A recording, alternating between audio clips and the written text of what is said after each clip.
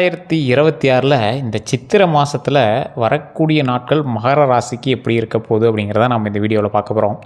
ரொம்ப நாட்கள் கஷ்டத்தை மட்டுமே அனுபவித்து இந்த மகர ராசிக்கு விடிவு காலம் எப்போ பிறக்கும், வெளிச்சம் எப்போ சார் கிடைக்கும், வாழ்க்கையில் என்றைக்கு தான் நினச்ச விஷயங்கள் நடக்கும், மகர லக்கணமாக இருக்கட்டும் மகர ராசியாக இருக்கட்டும், வாழ்நாள் முழுசாக கஷ்டமே பட்டுட்டு இருந்தோம் சார், இனிமேலாவது நிம்மதி கிடைக்குமா, கடன் பிரச்சனை முக்கியமாக தீருமா, உடல் ரீதியான உபாதைகள்லேருந்து வெளியே வரலாமா, எதிர்பார்த்து கொண்டிருந்த வேலைகள் கிடைக்குமா, எதிர்பார்த்துருந்த பொண்ணு ஓகே சொல்லுமா, ரொம்ப நாட்களாக திருமணம் ஆகாதவங்களுக்கு திருமணம் நடக்குமா, குழந்தை பேர் இல்லாதவர்களுக்கு குழந்தை பேர் கிடைக்குமா, வீடு கட்டாமல் ரொம்ப நாளாக தவிச்சிருக்கு சார் வீடு கட்ட முடியுமா, புதிய வாகனம் வாங்கணும் அப்படின்னு ரொம்ப நாள் ஆகுது சார், ஒரு வண்டி மேலே ரொம்ப கண்ணு, அந்த வண்டி வாங்கணும் அப்படின்னு ரொம்ப நாளாக எதிர்பார்த்து காத்திருக்கேன், அதை வாங்க முடியுமா, இது எல்லாத்துக்கும் ஒரு ரெமெடி.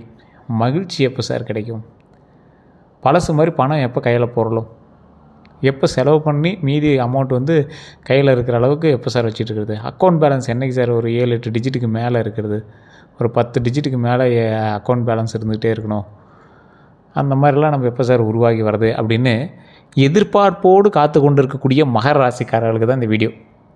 இந்த வருடத்தோட கிரக நிலைகள் அப்படின்னு பார்க்கும்போது சனி, அதோட குரு, ராகு, கேது, இது 3 தான் உங்களுடைய வாழ்க்கையில் இந்த வருடத்தில் பிரயாணிக்குது. அப்படி பார்க்கும்போது 2026 முக்கியமான கிரகநிலைகள் சனி, குரு, ராகு, கேது 3 இருக்குது. இதில் சனி உங்களுக்கு முக்கியமான பாதிப்பு சிலது தரும். அது எந்த அளவுக்கு நீங்கள் தப்பிச்சிக்க முடியும் அப்படிங்கிறது எல்லாத்தையுமே நான் தெளிவாக விளக்கமாக சொல்லிடுறேன். அதனால் என்ன உங்களுக்கு ப்ளஸ் பாயிண்ட்டாக இருக்கும் போது எந்த விஷயத்தில் நீங்கள் எச்சரிக்கையாக இருக்கணும் அப்படிங்கிறதையும் நான் சொல்லிடுறேன். அதே மாதிரி குரு, வளர்ச்சிக்கு வாய்ப்பு அதிகமாக தரக்கூடியவர் குரு. ஸோ குரு பகவான் உங்களுக்கு ஓரளவுக்கு நல்லது தான் செய்ய போகிறார், அதனால் நீங்கள் கவலைப்பட தேவையில்லை. அதுவும் எந்த வகையில் நல்லது செய்ய போகிறார், யாரால் நல்லது செய்ய போகிறார், அவரை நீங்கள் எப்படி டிஸ்டர்ப் பண்ணாமல் இருக்கணும் அப்படிங்கிறத நான் வீடியோவில் சொல்ல போகிறேன். அதே போல் இந்த ராகு கேது எதிர்பாராத மாற்றங்கள். ஒரு பாம்பு காலுக்கடியில் பூந்தால் நீங்கள் என்ன பண்ணுவீங்க, டக்குன்னு என்ன தோணும், என்ன பண்ணே தெரியாமல் அங்கே குதிக்கிறது இங்கே குதிக்கிறது, அந்த பக்கம் திரும்புறது அந்த பக்கம் திரும்ப தான் திரும்புவீங்களே, அந்த மாதிரி தான் ராகு கேது. எதிர்பாராத மாற்றங்கள் இருக்கும். இந்த வருடம் மெதுவான முன்னேற்றம் ப்ளஸ் பெரிய முடிவு, இது 2ம் தான் இந்த வருஷத்தில் உங்களுக்கு இருக்கக்கூடிய ஒரு முக்கியமான ஒரு விஷயமா இருக்கும். மெதுவான முன்னேற்றமாக இருக்கும்போது பெரிய முடிவாக இருக்கும்போது வேலை, தொழில், இது எல்லாத்த பற்றி இப்போ நம்ம பார்க்கலாம். அதே போல் இந்த விஷயத்தில் நம்ம பண வரவை பற்றி, பொருளாதாரத்தை பற்றி பார்க்க போகிறோம், காதல், அப்புறம் திருமணத்தை பற்றி பார்க்க போகிறோம், குடும்பம் மற்றும் உறவுகளை பற்றி பார்க்க போகிறோம், கல்வி, மாணவர்களுடைய எதிர்காலம் எப்படி இருக்க போகுது, இதை நோக்கி பயணிக்க போதா இல்லை எப்படி இருக்க போகுதுன்னு பார்க்க போகிறோம், ஆரோக்கியம் எப்படி இருக்க போகுதுன்னு பார்க்க போகிறோம், அதோட பயணம், வெளிநாட்டு பயணம் எப்படி இருக்க போகுதுன்னு பார்க்க போகிறோம், எதில் நீங்கள் சவால்களை சந்திக்க போகிறீங்க அப்படின்னு பார்க்க போகிறோம், அதற்கான பரிகாரத்தையும் பார்க்க போகிறோம். அது மட்டும் இல்லாமல் உங்களுடைய குணாதிசயங்கள்லேருந்து இந்த வீடியோவில் நம்ம பார்க்க போகிறோம். சரி சார், இதெல்லாம் ஓகே தான், இந்த ராசியில் பிறந்தா இப்படி தாங்கிற மாதிரி எதை தொட்டாலும் ஒரு மாதிரியாக வச்சு செய்து சார் அப்படின்னு இருப்பீங்க. மகர ராசிக்காரர்கள் எப்போதுமே ஒரு விஷயத்தை நல்லா புரிஞ்சுக்கணும். மகர ராசிக்காரர்கள் ப்ரீ பிளான்டு பர்சன். நீங்கள் ப்ரீ பிளான்டாக இருப்பீங்க. உங்களுக்கு ஓரளவுக்கு மெச்சூரிட்டி அதிகம். மற்றவங்களை கம்பேர் பண்ணும்போது அவங்க என்ன தான் படிச்சிருந்தாலும் நீங்கள் ஓரளவுக்கு தான் படிச்சிருக்கீங்க அப்படின்னாலும் உங்களோட மெச்சூரிட்டி லெவல் அவங்களுக்கு இருக்காது. You're ideology person. உங்களுக்கு ஐடியாஸ் அதிகமாக க்ரியேட் ஆகும். ஐடியாஸ் மூலமாக பல வரவுகள், பல நல்ல காரியங்கள் மூலமாகவும் பல நன்மைகள், இந்த மாதிரி நிறைய விஷயங்கள் உங்களோட லைஃப்பில் இருக்குது. ஸோ இந்த ராசிக்காரர்களுக்கு எப்பொழுதுமே மேன்மை தரக்கூடிய சில விஷயங்களாக ஒவ்வொரு நாட்களும் அவர்களுடைய நடவடிக்கையிலிருந்து மேன்மை உண்டாக ஆரம்பிக்குது. சரி சார், எதில் பரவாயில்லையாக இருக்குது, இந்த ராசிக்காரர்களில் எதில் பரவாயில்லையாக இருக்குது சார், இந்த காலகட்டத்தில் முக்கால்வாசி உங்களுக்கு பரவாயில்ல தாங்க. ஆனாலும் உங்களுடைய தசாபுத்தி செக் பண்ணும். தசாபுத்தி எதை நோக்கி பிரயாணிக்குது, உங்களுடைய தசாபுத்தி அப்ராக்சிமேட்டாக மைனஸ்லேருந்து ப்ளஸ்லேருந்து அப்படியே ஒவ்வொன்றா ப்ளஸ் பண்ணிகிட்டே வரணும். அதாவது இந்த தசாபுத்திக்காரர்கள் உங்களுடைய கிரக அமைப்பின்படி கட்டங்கள் எப்படி மாறுபடுது, இந்த ராசிக்கு இதுதான் சரியாக இருக்குதா, அடுத்தடுத்த கிரக அமைப்புகள் மாறும்போது உங்களுக்கு சரியாக இருக்குமா. மகர ராசியில் பிறந்தவங்க நிறைய பேர் இருக்காங்க, எல்லாத்துக்கும் ஒரே மாதிரி நடக்கிறதில்ல. மகர ராசியில் உங்களுக்கு தெரிஞ்ச ஆள் ஒருத்தர் நல்லா தான் இருக்கும், ஆனால் உங்களுக்கு ஒரு மாதிரி நடந்துகிட்ருக்கு அப்படின்னா உங்களோட தசாபுத்தி வேறு, உங்களுடைய நடப்பு நிகழ்வுகள் வேறு. நீங்கள் பிறந்த தேதியிலேருந்து கால்குலேட் பண்ணும்போது உங்களோட ஆக்சிஸ் கிரகத்தினுடைய பார்வை உங்களுக்கு வேறு மாதிரி படுது. அந்த பார்வை உங்கள் மேலேயும் படுது, இன்னொரு கிரகத்து மேலேயும் சேர்த்துப்படுது. அப்போ 2 கிரகத்தினுடைய பார்வையை ஈடுபடுறதுனால உங்களுக்கு சின்ன சின்ன பாதிப்புகள் ஏற்படுறதுக்கான வாய்ப்புகளும் இருக்குது. அதே போல் இந்த ராசிக்கு வேறு லக்கினம் அதெல்லாம் இருக்குதில்ல. நீங்கள் யார் கூட பிறந்தீங்க, உங்களோட பிறந்தவங்க நிறைய பேர் இருப்பாங்க, உங்களுக்கு பிறந்தவங்க நிறைய பேர் இருப்பாங்க, அவங்களோட ஜாதகம் சேர்ந்து தான் செல்லுபடி ஆகும். அதே போல் நீங்கள் உங்களோட வசிக்கக்கூடியவர்களும் நிறைய பேர் இருப்பாங்க, அவங்களோட ஜாதகம் தான் சேர்ந்து மேட்ச் ஆகும். ஒரு ராசிக்காரன் பிறக்கிறான் அப்படின்னா அவன் ஜாதகம் மட்டும் பேசாது, அவன் கூட இருக்கக்கூடிய எல்லார் ஜாதகமும் அவங்க கூட சேர்ந்து பேசும். அதுதான் ஒரு முக்கியமான ஒரு விஷயம். அதாவது சொல்லுவாங்க பார்த்தீங்களா, சேர்றவங்க கூட தான் சேரணும் அப்படிம்பாங்கள்ல, அந்த மாதிரி. ஸோ இது மாதிரி இருக்கக்கூடிய இந்த ராசிக்காரர்களுக்கு ஒவ்வொரு நாளும் அப்படியே எப்படி சொல்கிறது, அனல் மேலே அப்படியே படிக்கட்டு தெரியாமல் ஒரு புகை மூட்டத்திலேயே காலை வைக்கிற மாதிரியே ஒரு ஃபீலிங்கில் போயிட்டுருக்கீங்க. ஒரு விஷயம் எடுத்தால் எதோ தலை சுற்று சார் அப்படிலாம் இருப்பீங்க. இந்த மாதிரி ராசிக்காரர்களுக்கு தொழில் வேலையினுடைய பலன் எப்படி இருக்க போகுது அப்படின்னா, மகர ராசிக்காரர்கள் வேலை இடத்துல எப்படி இருக்கணும் அப்படிங்கிற நான் சொல்கிறேன், ஞாபகம் வச்சுக்கோங்க. பொறுப்புகள் அதிகரிக்கக்கூடிய ஒரு காலகட்டமாக இந்த காலகட்டம் உங்களுக்கு அமையுதுங்க. பதவி உயர்வு வாய்ப்பு இருக்குது. அதே போல் பதவி உயர்வு வாய்ப்பு இருந்தாலும் சில தாமதங்கள் ஏற்பட்டு தான் உங்களுக்கு பதவி உயர்வு கிடைக்கும். அதே போல் உழைப்புக்கு மதிப்பும் கண்டிப்பாக உண்டு. உழைப்புக்கு மதிப்பு கிடைக்குது அப்படின்னா இந்த ராசிக்காரர்களுக்கு ஒரு மிகுந்த ஒரு லாபம், உழைப்புக்கு மிகப்பெரிய மரியாதை, உழைப்புக்கு மிகப்பெரிய மதிப்பு, இது எல்லாமே இந்த ராசிக்காரர்களுக்கு கிடைக்குதுங்க. புதிய வேலை தேடுறவங்களுக்கு மே மாதம் முதல்ல வாய்ப்பு உண்டு. புதுசாக தொழிலே தொடங்குறீங்க அப்படின்னாலும் பரவாயில்ல தான். ஆனால் மே மாதத்துலேருந்து கொஞ்சம் நல்ல வாய்ப்புகள் இருக்குது புதிய வேலையில் தேடுறவங்களுக்கு. வெளிநாட்டு வாய்ப்புகளும் கண்டிப்பாக இருக்கும். அதுக்கும் நீங்கள் ஸ்டெப் எடுத்தீங்க அப்படின்னா தான் உண்டு. ஆனால் இந்த காலகட்டத்தில் நீங்கள் வெளிநாட்டு போகிறதுக்கு பெருசாக ஒன்றும் இது பண்ண மாட்டீங்க. ஏற்கனவே வெளிநாட்டில் வேலையில் இருக்கிறவங்களுக்கும் பரவாயில்லையாக இருக்கும். அதே போல் தொழில் செய்கிறவங்களுக்கு புதிய முதலீடு கவனமாக செய்ய வேண்டிய ஒரு நேரமாக இருக்குது. ஸோ அதிகமாக இருந்தாலும் சரி கம்மியாக இருந்தாலும் சரி ரொம்ப கவனமாக பண்ண வேண்டிய ஒரு காலகட்டம். பழைய தொடர்புகள் மூலம் லாபம் கண்டிப்பாக உண்டுங்க. பழைய தொடர்புகள் யாராக இருந்தாலும் சரி அவங்ககிட்ட கோச்சிக்கிறதோ சண்டை போட்டுக்கிறதோ அதெல்லாம் பண்ணாதீங்க. அப்படியே சண்டை போட்டிருந்தாலும் கொஞ்சம் அப்படியே சைலண்ட்டாக அப்படியே மூவ் ஆகிக்கோங்க. அதே போல் முக்கியமான ஒரு விஷயம் என்ன அப்படின்னா, சனி உங்களோட முயற்சியை சோதிப்பார். முயற்சின்னா எந்த மாதிரி முயற்சி, ஓரளவுக்கு கொஞ்சம் விட்டு உங்களை அப்படியே சரி பண்ணுவார். உங்களோட முயற்சியை அப்படியே சின்ன சின்ன ஸ்ட்ரகிள்லாம் அப்படியே சோதித்து பார்ப்பார். ஆனால் கைவிடவே மாட்டார். என்ன பண்ணாலும் சனி கொடுத்தால் எவர் தடுப்பாருமாங்க பார்த்தீங்களா, அந்த மாதிரி உங்களுக்கு நல்லது செய்வார். ஆனால் உங்களுக்கு பாடம் புகட்டி தான் செய்வார். அதை மைண்டில் நல்லா ஞாபகம் வச்சுக்கணும். அதனால் நீங்கள் பயந்துக்கிட்டோ இல்லை வேறு ஏதாவது இப்படி தொழிலில் போயிருக்கேன் அப்படின்னு பேக் அடிக்கிறதோ, இல்லை ஏதாவது வேலைக்கு போகிற இடத்துல இப்படி சொல்கிறாங்களே அப்படி சொல்கிறாங்களே அப்படின்னு மைண்டை டைவர்ட் பண்ணிக்கிறதோ கூடவே கூடாது. வேலைக்கு போகிற இடத்துல சில மைண்டு டைவர்ஷன்ஸ் உங்களுக்கு ஏற்படுத்தின வாய்ப்புகள் அதிகம். அதை மட்டும் டைவர்ட் ஆகாமல் பார்த்துக்கோங்க. உங்களோட தொழிலில் மெயினாக கொஞ்சம் கான்சன்ட்ரேஷன் அதிகப்படுத்துங்க. தேவையில்லாமல் அவன் சொல்கிறான் வேலை பார்க்குறவன் திட்டுறான் அவன் திட்டுறான்னு எதையும் நீங்கள் மைண்ட் டைவர்ட் பண்ணிக்காங்க. அதை மட்டும் கொஞ்சம் கவனமாக வச்சுக்கோங்க. அதே போல் இந்த தடவை உங்களுக்கு சனியும் பார்த்திங்கன்னா உங்களுக்கு உதவிகரமாக தான் இருக்க போகுது. எந்த பிரச்சனையும் பண்ணாமல் தான் இருக்க போகுது. அதனால் மைண்டில் நல்லா ஞாபகம் வச்சுட்டு அதுக்கு தகுந்தாற் போல் உங்களோட உழைப்பு போடுங்க. இந்த ராசிக்காரர்களுக்கு பண வரவும் பொருளாதாரமும் எப்படி இருக்க போகுது. இந்த தடவை பண வரவு உங்களுக்கு சீராக இருக்கும். சார் எப்போவுமே ஒரே லிமிட்டாகவே இருக்குது சார், எந்த காலகட்டத்தில் தான் கொஞ்சம் மேலே ஓங்கி வரும் அப்படின்னு கேட்பீங்க. பழசில் நீங்கள் செலவு பண்ணது போக கடன் வாங்கி மீதி செலவு பண்ணிட்டு போயிட்டு இருந்தீங்க. அதாவது மாதம் ஒரு 10,000 சம்பளம் வருது அப்படின்னா 11,000 உங்களோட செலவாகிட்டு இருந்தது. சேவிங்ஸ்ன்னு இன்னும் பெருசாக எதுவும் எடுத்து வைக்கல. ஆனால் இந்த ராசிக்காரர்களுக்கு ஒரு உத்தமமான ஒரு விஷயம் என்ன பண்ணால், ரிஸ்க் ஃபேக்டர்ஸ் எதுவும் எடுக்க மாட்டாங்க. சேவிங்ஸில் கொஞ்சம் அதிகமாக கவனம் செலுத்துவாங்க. ஸோ இந்த ராசிக்காரர்களுக்கு அதில் ஒரு பெரிய ப்ளஸ் பாயிண்ட்டும் உண்டு. அதனால் இந்த ராசிக்காரர்கள் எப்போவுமே பண வரவு சீராக இருக்கும் போதே அவங்க சேவிங்ஸை கொஞ்சம் அதிகப்படுத்திக்குவாங்க. செலவுகளும் அதிகரிக்கக்கூடிய ஒரு காலகட்டமாக உங்களுக்கு இருக்குது. குடும்பத்தில், வீட்டில், மருத்துவத்தில் இந்த மாதிரி எதிர்பாராத சின்ன விஷயங்கள்லாம் இருக்கிறதுக்கான வாய்ப்புகள் இருக்குது. ஆனால் அது எல்லாமே சரியாயிடும். ஒன்றும் பெரிய பிரச்சனைலாம் கிடையாது. செலவுகள் கொஞ்சம் அதிகரிக்கும் அப்படின்னு சொல்லியிருக்காங்க. மற்றபடி ஒன்றும் பெரிய இஷ்யூஸ்லாம் இல்லை. சேமிப்பு மிகவும் அவசியம் அப்படிங்கிறத இந்த காலகட்டத்தில் நீங்கள் புரிஞ்சுக்குவீங்க. அந்த டைமில் கொஞ்சம் சேமித்து வச்சுருந்தா இப்போ கொஞ்சம் யூஸ் ஆகிருக்குமே, அந்த டைமில் இதை பண்ணி தான் கொஞ்சம் யூஸ் ஆகிருக்குமே, இந்த டைமில் அதை கொஞ்சம் பண்ணி தான் கொஞ்சம் பரவாயில்லையாக இருக்குமே அப்படின்னு யோசிச்சுட்டு தான் இருப்பீங்க தவிர ஸ்டெப் எடுத்தீங்க அப்படின்னா பொழைச்சிக்குவீங்க. ஸோ இந்த டைமில் கண்டிப்பாக சேமிப்புக்கு கொஞ்சம் அதிக டைம் ஸ்பெண்ட் பண்ணுங்கள். அது ரொம்பவே நல்லதாகவும் அமையுதுங்க. அதே மாதிரி நல்ல காலம் எப்போ இருந்து அப்படின்னு பார்த்தீங்கன்னா ஜூலைலேருந்து அக்டோபர் வரைக்கும் அருமையாக இருக்குது. இந்த ஜூலை டு அக்டோபர் காலகட்டத்தை நீங்கள் சரியாக பயன்படுத்துனீங்க அப்படின்னா அதில் மிகுந்த லாபமும் உண்டு, பல நன்மைகளும் உண்டுங்க. அதே போல் எந்த விஷயத்தில் கவனமாக இருக்கணும் அப்படின்னா, கடன் எடுப்பது குறைக்கணும்.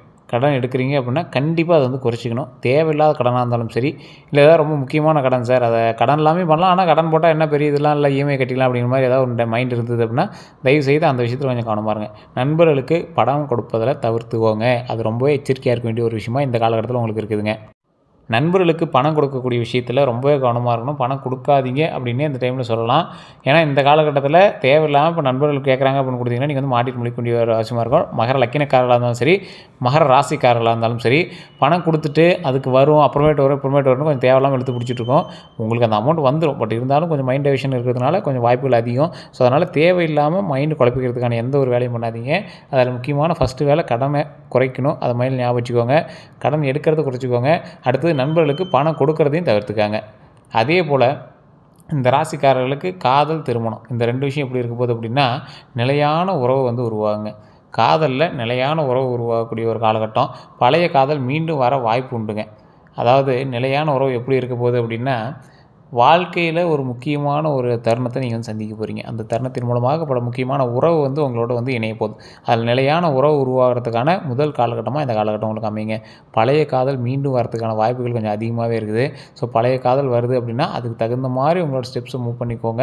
அதுக்கு தகுந்த மாதிரி உங்களோட வாழ்க்கையை இதுக்கு மேலே சரி பண்ணிக்கோங்க.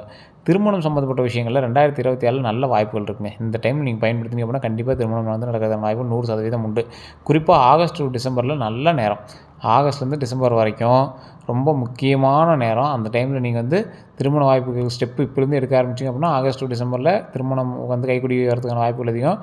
அந்த டைமில் நீங்கள் வந்து ஆட்டோமேட்டிக்காக வந்து திருமணத்துக்கான சில விஷயங்களை ஸ்டெப் எடுத்தீங்க அப்படின்னா நன்மைகளாக வருதுங்க.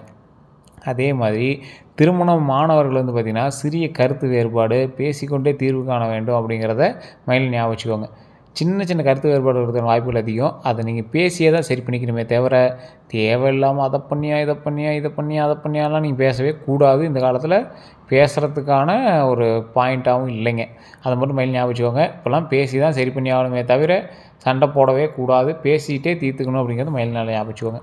குடும்பம் அப்புறம் உறவு இந்த சம்மந்தப்பட்ட விஷயத்தில் குடும்பத்தில் பொறுப்புகள் வந்து அதிகரிக்கக்கூடிய நேரமாக இந்த காலகட்டம் இருக்குதுங்க. பெரியவங்களோட ஆலோசனை ரொம்ப முக்கியம்.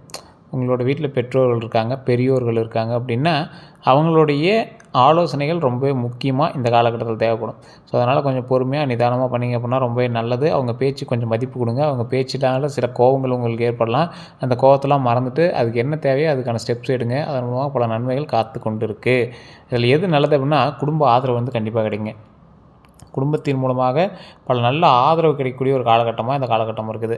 அதே போல் எதில் நீங்கள் கவனமாக இருக்கணும் அப்படின்னா சொத்து விஷயங்களில் சண்டை வரதுக்கான வாய்ப்புகள் அதிகம். ஸோ அதனால் சொத்து விஷயத்தில் கொஞ்சம் கவனமாக இருங்க. கல்வி மாணவர்கள் இந்த மாதிரி விஷயங்களில் வந்து பார்த்திங்கன்னா மாணவர்களுக்கு கவனம் கண்டிப்பாக இருந்தே ஆகணும். போட்டித் தேர்வுகளில் வெற்றிக்கான வாய்ப்புகள் கொஞ்சம் அதிகமாகவே இருக்குது. இதில் மார்ச் டு ஜூன் மாதம் வரைக்கும் பார்த்திங்கன்னா மாணவர்களுக்கு கொஞ்சம் நல்ல காலமாக தான் இருக்குது. அதுக்கு தகுந்த மாதிரி மைண்டை டைவர்ட் பண்ணாமல் படிச்சுக்கோங்க. தேவையில்லாத இதெல்லாம் மைண்டில் போட்டுட்டு குழப்பிக்காதீங்க. நீங்கள் எதில் கவனமாக இருக்கணும் அப்படின்னா சோம்பேறித்தனம் தவிர்க்கணும். சோம்பேறித்தனத்தை வந்து கண்டிப்பாக நீங்கள் வந்து தவிர்த்துக்கணும். அதுதான் வந்து உங்களோட வாழ்க்கையில் ரொம்ப முக்கியம் அப்படிங்கிற ஞாபகம் வச்சுக்கோங்க. அதே மாதிரி ஆரோக்கியத்தில் ரொம்ப எச்சரிக்கையாக இருக்கக்கூடிய ஒரு காலகட்டமாக இந்த காலகட்டம் கருதப்படுதுங்க. உடல் சோர்வு அதிகரிக்கக்கூடிய ஒரு காலகட்டமாக இருக்குங்க. உடல் சோர்வுனால் என்ன பண்ணோம், தேவையில்லாமல் உடம்பு வந்து அசதி காட்டிகிட்டு இருக்கோம். எலும்பு மூட்டு பிரச்சனைகளில் கவனமாக இருக்கணும். அதை வந்து மைண்டில் ஞாபகம் வச்சுக்கோங்க.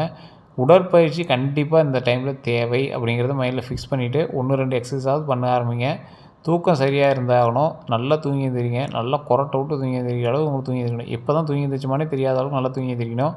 யோகா தியானம் முடிஞ்சால் ட்ரை பண்ணுங்கள். ஆனால் ரொம்ப நல்லது. நீங்கள் ட்ரை பண்ணிங்க அப்படின்னா உங்களோட லைஃப்பில் மிகப்பெரிய அச்சீவ்மெண்ட் அச்சீவ் பண்ண மாதிரி. அதே போல் இந்த ராசிக்காரர்களுக்கு பயணம் வெளிநாடு இதெல்லாம் எப்படி இருக்க போகுது அப்படின்னா வேலை காரணமாக வெளிநாட்டு பயணம் கண்டிப்பாக உண்டு. அது வெளிநாடாக இருக்கலாம் அல்லது உங்களுடைய இடத்துலேருந்து ஒரு ஆறோ அல்லது கடலோ தாண்டி நீங்கள் வந்து போயிட்டு வர மாதிரி இருக்குங்க. நீர்நிலையை தாண்டி போயிட்டு வர மாதிரி, மலை நீர்நிலை இது ரெண்டில் ஏதாவது ஒன்று தாண்டி போயிட்டு வர மாதிரி இருக்கும். அதே போல் வெளிநாட்டு செல்ல வாய்ப்பு ஓரளவுக்கு இருக்குது. வேலை காரணமாக தான் போயிட்டு வருவீங்க. அது ரொம்ப வாய்ப்பு அதிகமாக இருக்குது. நல்ல காலம் தான் மே டு செப்டம்பர் வரைக்கும் பயணம் வெளிநாட்டுலாம் வந்து ஒரு அருமையான காலகட்டம். ரொம்ப நல்ல காலகட்டமாகவும் அமையுது. அதன் மூலமாக பல தெளிவான சில விளக்கங்களும் நம்மளுக்கு கிடைக்கிது. அதாவது இந்த காலகட்டத்தில் வந்து பார்த்திங்கன்னா பதவி உயர்வுனால நீங்கள் வெளிநாட்டுக்கு போய்ட்டுருவீங்க. அல்லது புது பிஸ்னஸில் ஒரு அவுட்கம் எடுக்கிறதுக்காக நீங்கள் வந்து வெளிநாட்டு போய்ட்டுருவீங்க. புதிய தொழிலில் நல்ல லாபம் எடுக்கிறதுக்காக வெளிநாட்டுக்கு போய்ட்டுருவீங்க. இது மாதிரி பல கருத்துக்கள் வந்து முன்வைக்கிறாங்க. சரி சார், இதில் எந்த ஒரு விஷயம் சவாலாக இருக்க போகுது அப்படின்னா முக்கியமான சில 3 விஷயங்கள் இருக்குது. அந்த 3 விஷயத்தை சொல்கிறேன், எந்த அளவுக்கு கரெக்டாக இருக்குது அப்படின்னு நீங்களே பாருங்கள். மன அழுத்தம் கண்டிப்பாக உண்டுங்க. தாமதமாக வந்து எதையும் பண்ணக்கூடாது அப்படிங்கிறது ஞாபகம் வச்சுக்கோங்க. நம்பியவர்களை ஏமாற்றாமல் இருக்கணும் அப்படிங்கிறது மைண்ட் நல்லா ஞாபகம் வச்சுக்கோங்க. இது எல்லாமே உங்களுடைய வளர்ச்சிக்கு கொண்டு செல்லும் அப்படிங்கிறத மைண்ட் நல்லா ஞாபகம் வச்சுக்கோங்க. அதே போல் பரிகாரம் அப்படின்னு பார்த்திங்கன்னா சனி பரிகாரம் அப்படின்னு நிறைய பேர் சொல்லுவாங்க. சார் சனிக்கிழமையில் நெய் தீபம் கண்டிப்பாக நல்லது தான், ஒரு ப்ராப்ளம் கிடையாது. அதே மாதிரி சனி வழிபாடு அப்படின்னு ஒன்று இருக்குங்க. சனி வழிபாடு ரொம்ப முக்கியமானது. சனி பகவானை அந்த கிரக நிலைகளில் பார்த்து கும்பிட்டு வர்றது தான் ரொம்ப ஒரு முக்கியமானது. சனிக்கிழமையில் நெய் விளக்கு தீபம் ரொம்பவே நல்லது அப்படிங்கிறத மறந்துடாதீங்க. அதுதான் ஒரு மிகப்பெரிய பரிகாரம். அதே போல் குரு பகவானுக்கு வியாழக்கிழமை மஞ்சள் பூஜை, அதே போல் குரு அருள் போற்றவும் அப்படிங்கிறது, அதாவது குரு அருள் போற்றவும் அப்படிங்கிறது ஓம் குருவே நமக ஓம் குருவே நமக ஓம் குருவே நமக அப்படின்னு தினம் சொல்லி பாருங்கள். அதனால் மிகப்பெரிய நன்மைகள் உண்டு. அது நிறைய பேர் தெரியறதில்ல. வியாழக்கிழமைகளில் மஞ்சள் வச்சு பூஜை பண்ணுறதும் குரு பகவான் அருளை பெறுறதுக்காக ரொம்பவே வணங்கி அவர்களை அடிபணிஞ்சு வணங்குவது ரொம்பவே நல்லது. தடைகள் இருந்தாலும் நிவர்த்தி பண்ணி கொடுப்பார்.